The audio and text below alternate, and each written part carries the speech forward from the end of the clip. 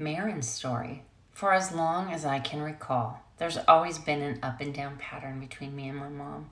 She'd brag about me to her sisters, and while I didn't think this, she'd say things like, Marin is the prettiest, has the best husband, the best house, and the most handsome children.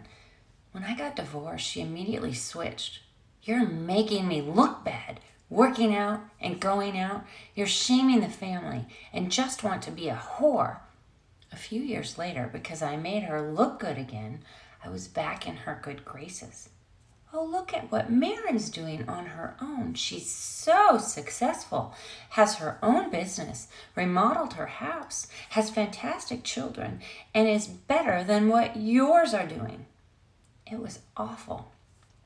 What Marin described is an example of an ambivalent frenemy who has both positive and negative qualities. Sometimes she's helpful and polite, but she's also selfish and competitive. She'll choose how she acts based upon what she gets out of the situation. Frenemies are stealthy and often fly under the radar, so it can be a shock when you discover that someone you thought close to you doesn't have your best interest at heart. It's a hard thing to admit, but chances are if they were your friend and now are your frenemy, they weren't really your true friend to begin with. This vlog, Facing Female Frenemies, is the second in a 4-part series that takes a deep dive into frenemy personas. The first vlog provided an overview of all the personas, and this vlog describes ambivalent and competitive frenemies. To recap, a frenemy is the opposite of a friend and combines the characteristic of friend and enemy. It's someone you don't trust because they've given you very good reason to not trust them. It's traditionally someone whom you may be friendly with despite a fundamental dislike or rivalry and has been used to describe personal and working relationships.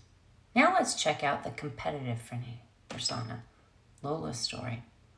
A good friend of mine who I'm really close to is also really competitive with me.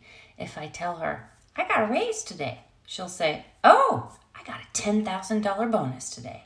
If I say, my daughter got first place in swim, she'll say, my daughter broke all the swim records today.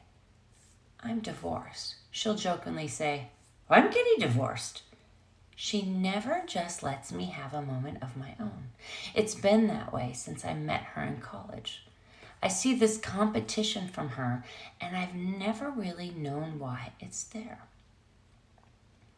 The competitive frenemy is a competitor of one. She's well-behaved and complimentary in front of others.